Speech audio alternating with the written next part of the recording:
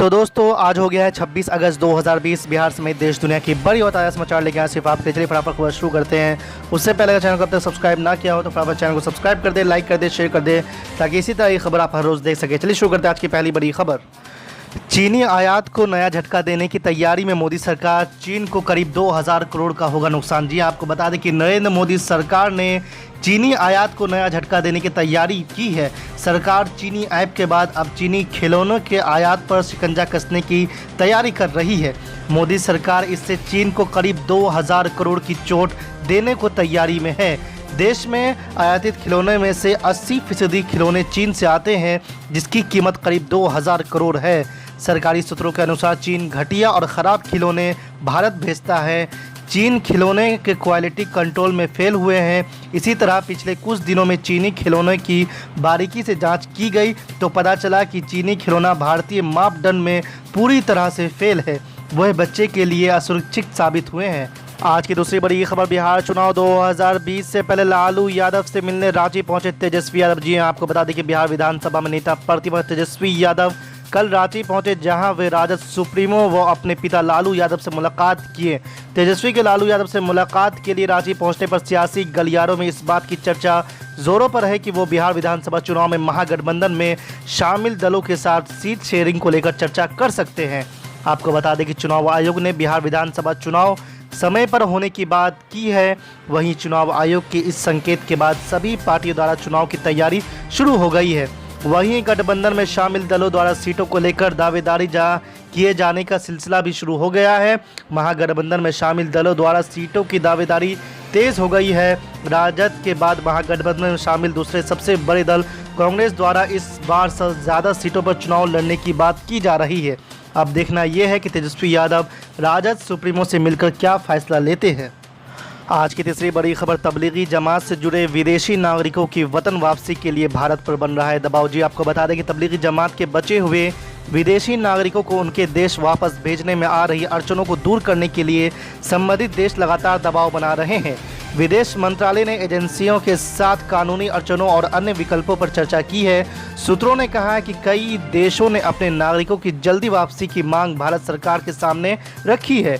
कूटनीतिक स्तर पर संबंधित देश मामले को उठा रहे हैं। बांग्लादेश ने विदेश सचिव हर्षवर्धन श्रृंगला की यात्रा के दौरान उन नागरिकों को वापस भेजने को कहा था जिनके पास पैसे नहीं बचे हैं और जुर्माना भरने के लिए पैसे नहीं हैं। हालांकि बांग्लादेश के ज़्यादातर नागरिकों को वापस भेजा जा चुका है, लेकिन अभी भी 150 के आसपास बांग्लादेशी नागरिक यहां हैं। सूत्रों ने कहा है कि कई विदेशी नागरिक जुर्माना भरने को तैयार नहीं हैं, क्योंकि उनका कहना है कि उन्होंने कोई गलती नहीं की है। ब्राज़ील ने अपने नागरिकों के बचाव करते हुए कहा है कि उसके 4 नागरिक फ़्लाइट कैंसिल होने की वजह से फंस गए थे। उनका तबलीगी जमात के कार्यक्रम से कोई लेना देना नहीं था। इसी के साथ आपको बता दें कि मलेशिया और इंडोनेशिया ने भी अपने नागरिकों की वापसी के मसले उठाया है और सभी के अलग अलग तर्क सामने आ रहे हैं। आज की चौथी बड़ी खबर। फेसबुक के कुछ आला अधिकारी भाजपा के पक्ष में कर रहे हैं काम। राघव चड्ढा ने लगाया बड़ा इल्ज़ाम। जी आपको बता दें कि दिल्ली विधानसभा की शांति एवं सद्भाव कमेटी ने मंगलवार को फेसबुक के अधिकारियों के खिलाफ घृणा फैलाने वाले कंटेंट को जानबूझकर नज़रअंदाज करने से संबंधित आई शिकायतों को लेकर बैठक की है। बैठक में समिति के सामने 3 गवाहों ने उपस्थित होकर बयान दर्ज करवाया है।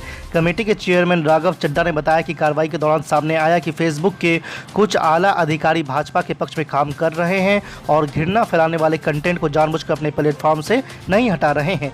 यह बात द वॉल स्ट्रीट जर्नल में 14 अगस्त 2020 को प्रकाशित एक आर्टिकल में सामने आई थी और उससे संबंधित शांति एवं सद्भाव समिति को कई सारी शिकायत मिली है। राघव चड्ढा ने कहा है कि समिति ने फेसबुक को आला अधिकारियों को नोटिस भेजकर समन करने का फैसला किया है ताकि उनका पक्ष सुना जा सके और उनका बयान दर्ज किया जा सके। आज की 5वीं बड़ी खबर। ऑल इंडिया मजलिस इत्तेहादुल मुस्लिमीन के बिहार प्रदेश अध्यक्ष अख्तरुल ईमान ने तबलीगी जमातियों को लेकर नीतीश सरकार पर साधा है निशाना। भारत की सरजमीन हमेशा से अतिथि देवो भव यानी मेहमानों को हर दर्जा इज्जत देने वाला जुमला बोला कि मेहमान देवता के समान हैं। ये पुरानी भारतीय संस्कृति की बोल रही है, लेकिन अफसोस के कोरोना के मामले में जो साधु संत परिवार के लोग हैं तबलीगी जमात के, बैरून मुल्क से आए, उन पर जिस तरह से बिहार सरकार ने, नीतीश कुमार जी ने और केंद्र की सरकार ने, यूपी गवर्नमेंट ने और जहां जहां भाजपा की हुकूमत थी बिल्कुल वहां लोगों ने जिस तरह से इन पर मुकदमात किए इपेडमिक एक्ट के तहत, डिजास्टर एक्ट के तहत और जो फॉरेन सिविल एक्ट के तहत, और ये सारा मामला तराशीदा था ये मीडिया का, आरएसएस के मीडिया का, दरअसल हुकूमत की नाकामी को छुपाने के लिए और कहीं न कहीं से हिंदू मुस्लिम रुख देने के लिए। क्योंकि एनआरसी सीएए के मामले में जो लोग सड़क पे आए थे उनका बदला लेना था, सीएए के मामले में बदला लेना था, और कोविड के मामले में हुकूमत जो नाकाम ठहरी थी अपनी नाकामी को छुपाने के लिए इस मुद्दे को भी बीजेपी और आरएसएस ने मजहब से जोड़ दिया। जबकि एपिडेमिक महामारी का मामला किसी जात, बिरादरी, खानदान से नहीं होता है।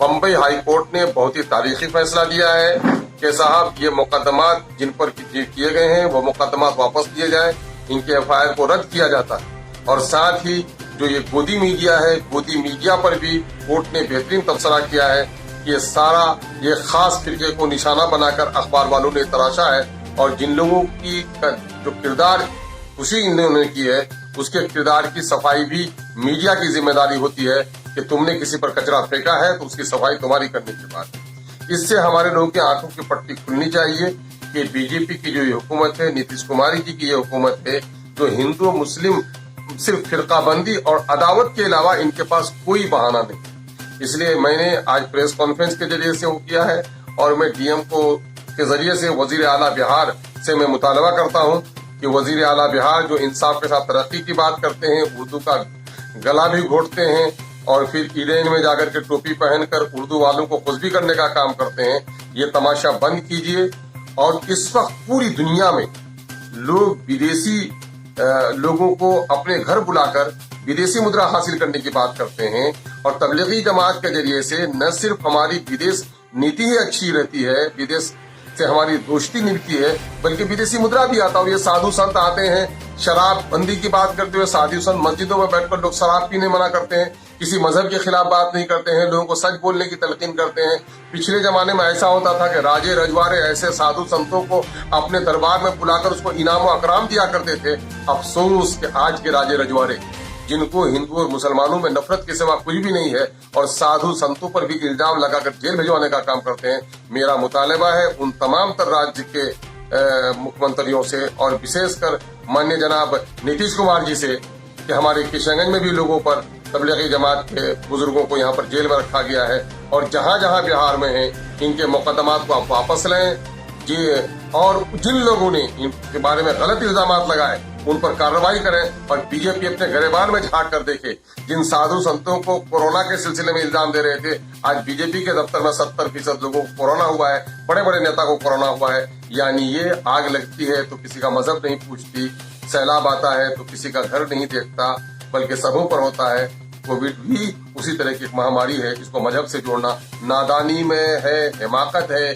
बाबरी मस्जिद राम जन्मभूमि के झगड़ा लगाने वालों की पुरानी फितरत है, इसलिए हुकूमत इस मुकदमे को वापस कराए। साथ ही में अकलियत के दरमियान में जो कातिलों की जमात में रहता है, अपने आप को पहरेदार करता है, हिंदू मुसलमानों के दरमियान में नफरत करने वाली जमात में रहता है और सीना ठोक कर यहाँ कहता है कि नहीं साहब मैं आपके साथ हूँ, मैं ऐसे लोगों से भी, ऐसे बाजीगराना सियासत करने वाले लोगों से भी कहना चाहता हूँ कि आखिर जिस सरकार का तुम दम भरते हो, अकलियत का वोट लेते हो और अकलियत के साधु संतों पर मुकदमा किया जाता है, तो तुम्हारे जबान क्यों सी दिए गए हैं?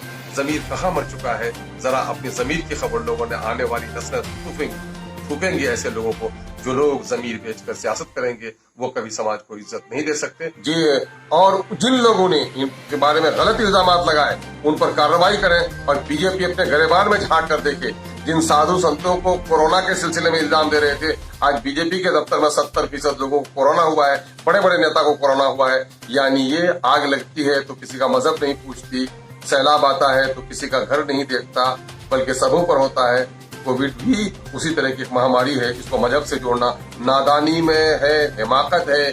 बाबरी मस्जिद राम जन्मभूमि के झगड़ा लगाने वालों की पुरानी फितरत है, इसलिए हुकूमत इस मुकदमे को वापस कराए। साथ ही में अकलियत के दरमियान जो कातिलों की जमात में रहता है, अपने आप को पहरेदार करता है, हिंदू मुसलमानों के दरमियान में नफरत करने वाली जमात में रहता है और सीना ठोक कर यहाँ कहता है कि नहीं साहब मैं आपके साथ हूँ, मैं ऐसे लोगों से भी, ऐसे बाजीगराना सियासत करने वाले लोगों से भी कहना चाहता हूँ कि आखिर जिस सरकार का तुम दम भरते हो, अक़लियत का वोट लेते हो और अक़लियत के साधु संतों पर मुकदमा किया जाता है, तो तुम्हारे जबान क्यों सी दिए गए हैं?